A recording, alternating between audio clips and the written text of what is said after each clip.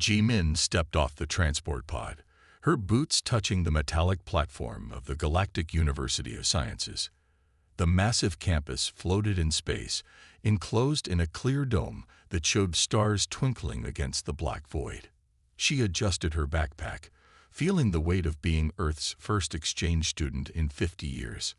Around her, other students moved in groups. Some floated on anti-gravity discs, others walked on multiple legs, and a few slithered across the smooth floor. Their skin colors ranged from deep purple to bright orange, with scales, feathers, and fur in between. A tall bird-like professor approached the new students. His blue feathers shimmered as he spread his 4 wings in welcome. "Greetings, new students. I am Professor Velix. Follow me to orientation." The group entered a large hall with floating seats. Ji-min sat next to a small green student with 6 eyes. The creature whispered, "I am Blix, from Meridian 7. What world sends you here?" "Earth," Ji-min replied simply. Blix's eyes widened. "The Deathworld." Ji-min frowned. "It's not that bad." Professor Velix began the safety presentation. "The galaxy holds many dangers. Some plants excrete mild acids. Some creatures have weak venom. We'll teach you to avoid these hazards." Ji-min almost laughed. Mild acids, weak venom. She thought about Australian box jellyfish and poison ivy back home. Now, Velix continued, "We'll discuss proper behavior around semi-dangerous wildlife." He showed a hologram of a creature no bigger than a rabbit with tiny fangs. "This fearsome beast requires extreme caution." Without thinking, Ji-min said, "My cat is scarier than that." The room went silent. Every eye turned to her. "You keep predators?" a student with purple scales asked, horrified. "Well, yes, cats, dogs. They're pets. But they have teeth and claws," Blix exclaimed. Ji-min shrugged. "Sure, but they usually don't use them on us. They sleep in our beds, play with our children." A crystalline student near the front made a sound like breaking glass. "You let carnivores near your offspring." "Of course. Dogs protect children. They're loyal friends." The professor's feathers stood on end. "Miss, what was your name?" "Ji-min. From Earth." "Ah, yes. Earth." Velix consulted his datapad. "Class. Earth is classified as a Category 5 hazard world. Extreme gravity, violent weather patterns, aggressive fauna, toxic flora." "It's really not," Ji-min started. "Moving on," Velix interrupted quickly. "Let's discuss proper emergency procedures." As the orientation continued, Ji-min stepped off the transport pod, her boots touching the metallic platform of the Galactic University of Sciences. The massive campus floated in space, enclosed in a clear dome that showed stars twinkling against the black void. She adjusted her backpack, feeling the weight of being Earth's first exchange student in 50 years. Around her, other students moved in groups. Some floated on anti-gravity discs, others walked on multiple legs, and a few slithered across the smooth floor. Their skin colors ranged from deep purple to bright orange, with scales, feathers, and fur in between. A tall bird-like professor approached the new students. His blue feathers shimmered as he spread his 4 wings in welcome. "Greetings, new students. I am Professor Velix. Follow me to orientation." The group entered a large hall with floating seats. Ji-min sat next to a small green student with 6 eyes. The creature whispered, "I am Blix, from Meridian 7. What world sends you here?" "Earth," Ji-min replied simply. Blix's eyes widened. "The Deathworld." Ji-min frowned. "It's not that bad." Professor Velix began the safety presentation. "The galaxy holds many dangers. Some plants excrete mild acids. Some creatures have weak venom. We'll teach you to avoid these hazards." Ji-min almost laughed. Mild acids, weak venom. She thought about Australian box jellyfish and poison ivy back home. Now, Velix continued, "We'll discuss proper behavior around semi-dangerous wildlife." He showed a hologram of a creature no bigger than a rabbit with tiny fangs. This fearsome beast requires extreme caution. Without thinking, Jimin said, "My cat is scarier than that." The room went silent. Every eye turned to her. "You keep predators?" A student with purple scales asked, horrified. "Well, yes. Cats, dogs, they're pets. But they have teeth and claws," Blix exclaimed. Jimin shrugged. "Sure, but they usually don't use them on us. They sleep in our beds, play with our children." A crystalline student near the front made a sound like breaking glass. "You let carnivores near your offspring?" "Of course. Dogs protect children. They're loyal friends." The professor's feathers stood on end. "Miss, what was your name?" "Jimin. From Earth." "Ah, yes. Earth." Vilix consulted his datapad. "Class: Earth is classified as a Category 5 hazard world. Extreme gravity, violent weather patterns, aggressive fauna, toxic flora." "It's really not," Jimin started. "Moving on," Vilix interrupted quickly. "Let's discuss proper emergency procedures." As the orientation continued, Jimin noticed other students edging away from her. During the lunch break, she sat alone until Blix cautiously approached. "Is it true," Blix whispered, "that your world has storms that can destroy buildings?" Jimin nodded. "Hurricanes, tornadoes, typhoons. We name the big ones.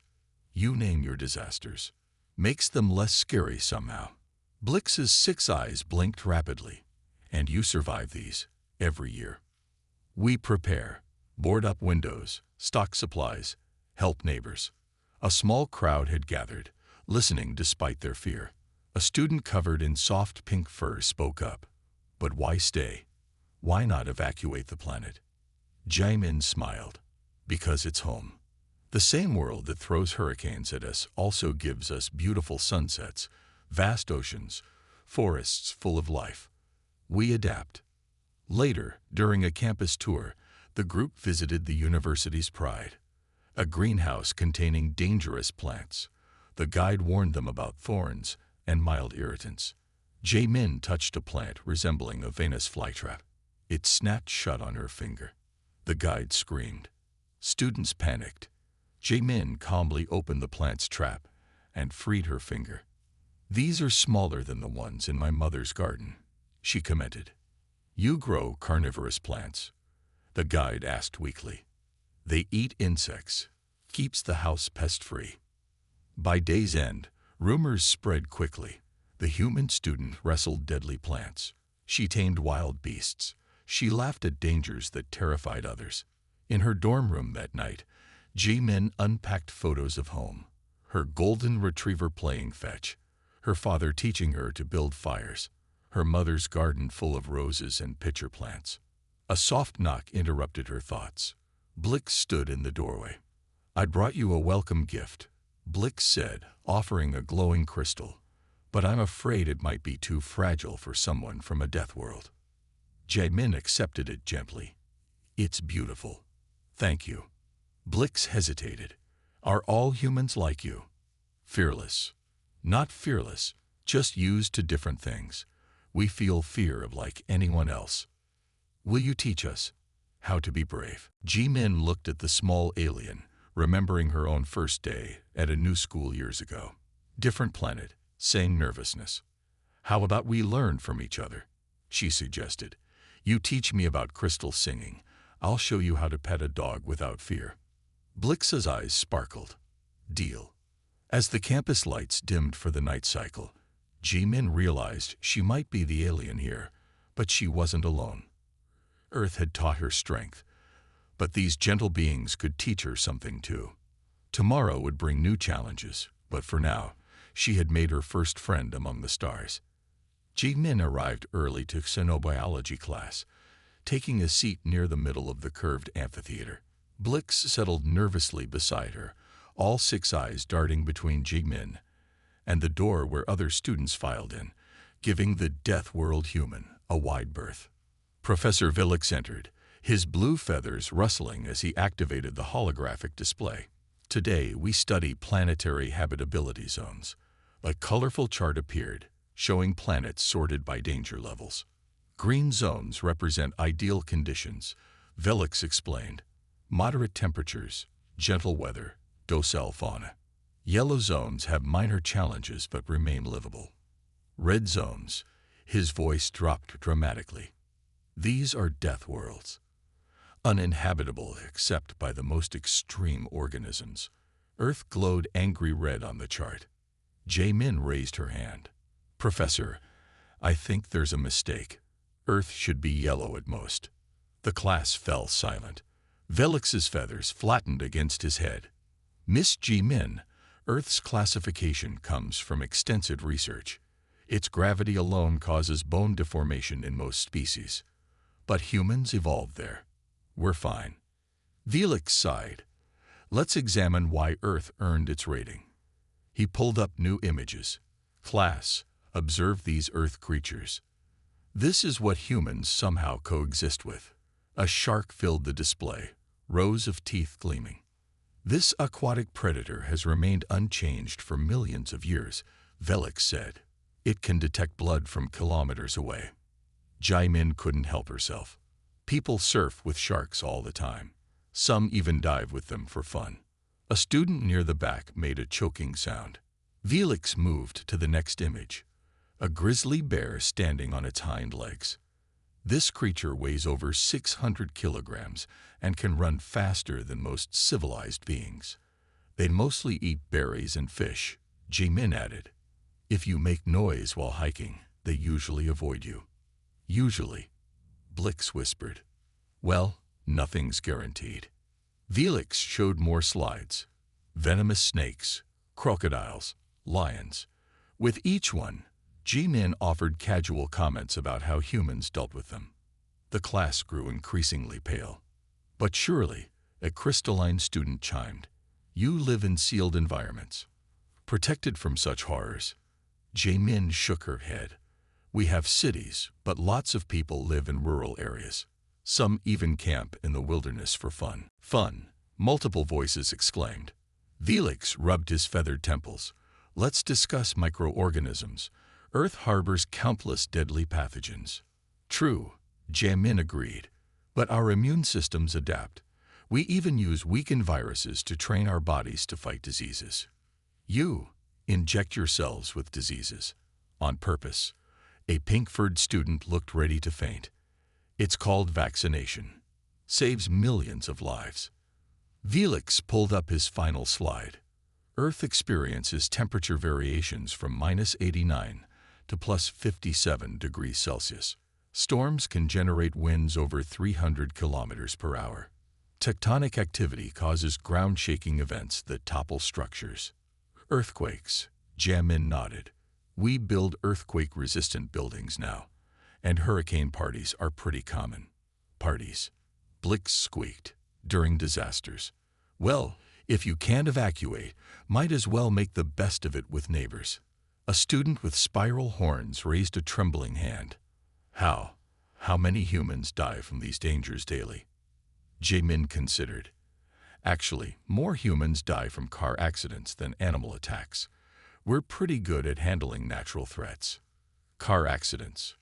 Velix asked. Oh, we hurtle around in metal boxes at over 100 kilometers per hour. Just normal transportation. Half the class looked ready to transfer to other courses. Velix deactivated the display. Class dismissed. Miss Jae-min, please remain. As students filed out, many giving Jae-min an even wider berth than before, Blix lingered. Go ahead, Jae-min told her friend. I'll catch up. Once alone, Velix studied Jae-min. You truly see nothing unusual about your world. Professor, Earth is dangerous, yes, but it taught us to be resilient. Every challenge made us stronger, smarter. We learned to work together, to innovate, to adapt. But why choose such hardship? Jae-min smiled. We didn't choose it. Earth chose us. And despite everything trying to kill us, we fell in love with our world. The same storms that destroy also bring rain for crops. The same predators that hunt us help maintain ecosystem balance. It's beautiful in its danger. Velix's feathers shifted thoughtfully. Perhaps I've been teaching this wrong. Would you consider giving a guest lecture? Help us understand how humans not only survive but thrive on a death world. I'd be honored. Walking back to her dorm, Ji-min found Blix waiting. Are you in trouble? Blix asked. No, I'm going to teach a class about Earth. Blix's eyes widened. Will you tell them about the spiders? What about them? You mentioned some inject flesh melty, ain venom. Ji-min laughed. Only a few species. Most are harmless. They eat mosquitoes, which actually kill more humans than. She stopped, seeing Blix's expression. You know what? Maybe I'll start with butterflies. As they walked together, Ji-min realized her biggest challenge wasn't surviving at Galactic University. It was helping others understand that sometimes the most dangerous places create the strongest people, and that strength could be used to protect, not threaten. She thought about her lecture. Maybe she'd begin with how humans domesticated wolves, turning fearsome predators into loyal companions. That story always showed Earth's true nature, a world where danger and beauty danced together, creating something extraordinary. The grand atrium of the Galactic University sparkled with decorations from 37 worlds. Holographic symbols floated in the air, exotic foods lined long tables, and students wore their traditional garments. Cultural Exchange Day had arrived, and Ji-min adjusted her hanbok, smoothing the vibrant fabric as she prepared for her presentation. Are you ready?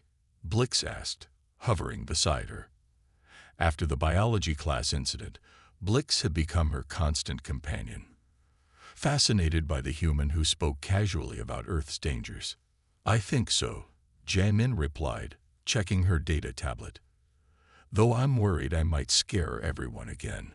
The presentations began with a student from Crystalia, demonstrating how his people communicated through musical tones. He touched crystal formations that rang with beautiful sounds. The audience applauded politely. Next, a student with diamond-like skin showed how her people painted with light, creating vivid patterns that floated in the air. Her graceful movements generated swirls of color that brought gasps of delight. Ji-min watched nervously as each presentation highlighted peace, beauty, and harmony. What would they think of Earth's offerings? When her turn came, Ji-min stepped onto the platform. The room quieted, students leaning forward with a mixture of fear and curiosity. On Earth, she began, we celebrate our diversity through many cultural traditions. I'd like to share some with you today. She activated her first hologram, humans dancing in various styles from ballet to breakdancing. We express ourselves through movement, she explained. A few students nodded appreciatively. Then she showed images of human sporting events. These are competitions we created for fun and challenge. The audience watched skiers racing down snow-covered mountains, runners sprinting on tracks, and swimmers cutting through water. This seems reasonable, someone whispered. Ji-min smiled and switched to her next display. This is called rock climbing. The hologram showed humans scaling sheer cliff faces with minimal equipment. You do this for entertainment? A professor asked, mandibles clicking in shock. Yes. And this? Ji-min played a video of skydivers leaping from aircraft. They're falling. Blix gasped. Falling on purpose, Ji-min confirmed. It's called skydiving. The room erupted in whispers. Ji-min continued, showing surfing massive waves, whitewater rafting, and bungee jumping. With each image, the students' eyes grew wider. But why risk your lives for fun?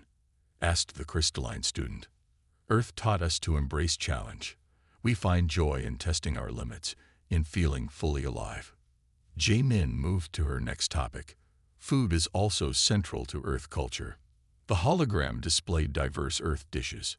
Some human cultures eat food so spicy they cause pain. Pain for pleasure. A student with blue tentacles curled them in confusion. It releases chemicals in our brains that some find enjoyable. We also drink bitter drinks like coffee or alcohol, which temporarily impairs our functions. You poison yourselves? Professor Villix asked. In small doses, it's usually fine. Jaemin paused, wondering if she should continue. She decided honesty was best. One more important aspect of Earth culture is our relationship with animals. The hologram showed a family with a large golden retriever. Many humans keep predators as companions. We call them pets. They live in our homes, sleep in our beds, play with our children. But they have teeth, exclaimed a purple-scaled student. They do. But they're loyal and loving. Dogs especially were once wild wolves that we formed partnerships with thousands of years ago. Jaemin showed a child hugging a dog. They protect us, and we protect them. Something changed in the room. The fear shifted to something else. Curiosity, perhaps even respect. A student with glowing antennae raised her hand. Your species tamed predators. We did. Not through force, but through trust and mutual benefit. And you find beauty in danger? Another asked. Jaemin nodded. Earth isn't just about surviving threats. It's about finding joy despite them, or sometimes because of them.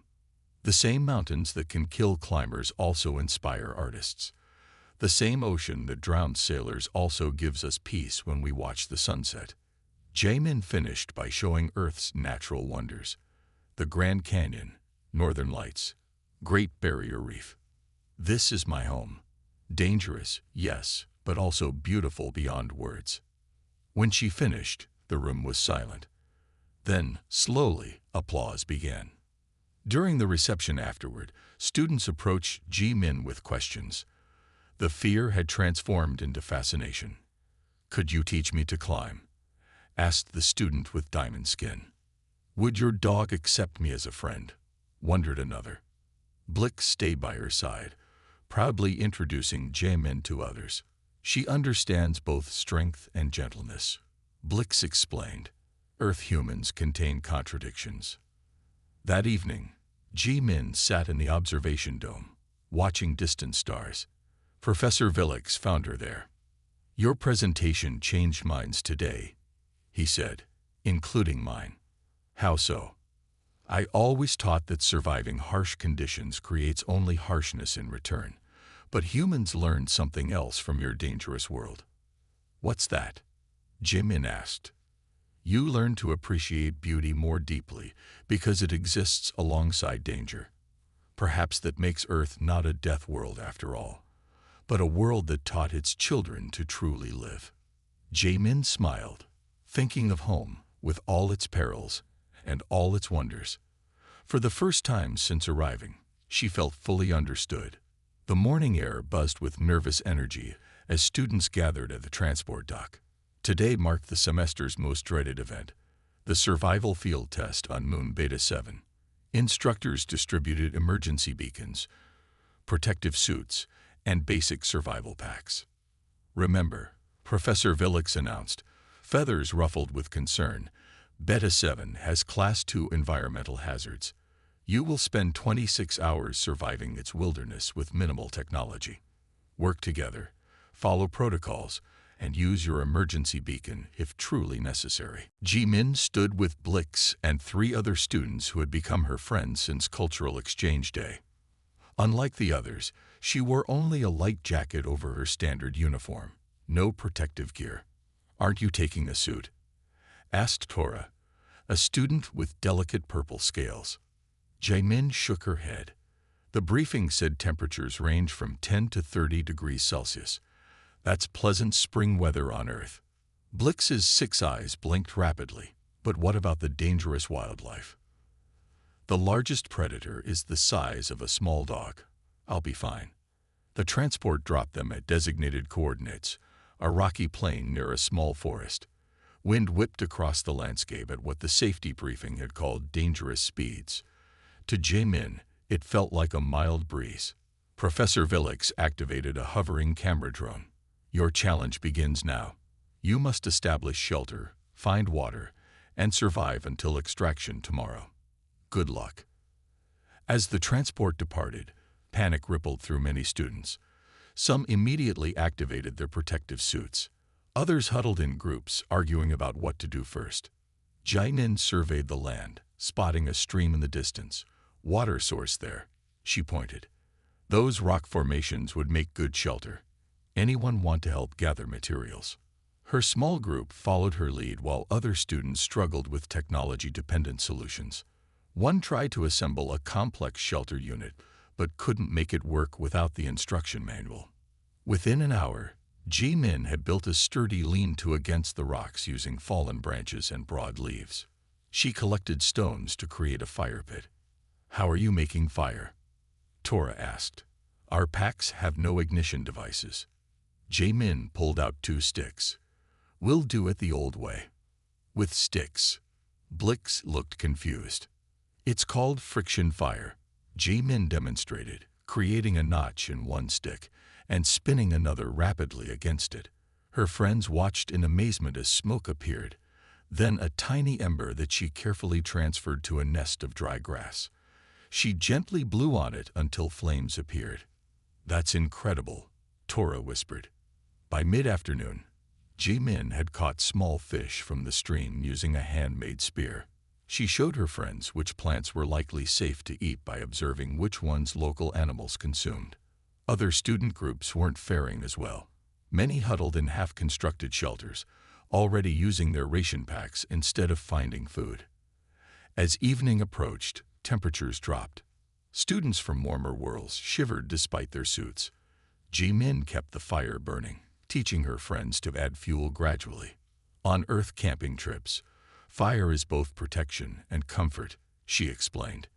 It scares away predators, provides warmth, and cooks food. "Your people camp, voluntarily?" asked Kano, a student with crystalline skin. "Of course. Connecting with nature helps us remember where we came from." A scream pierced the twilight. Ji-min jumped up, locating the sound. A student from another group stood frozen as a small furry creature approached her camp. The animal had bright eyes and teeth barely larger than a rabbit's, but the student was paralyzed with fear. "It's a terrorfang," someone shouted. "They're aggressive predators." Ji-min jogged toward the scene, where the small creature was now pawing through the student's opened ration pack.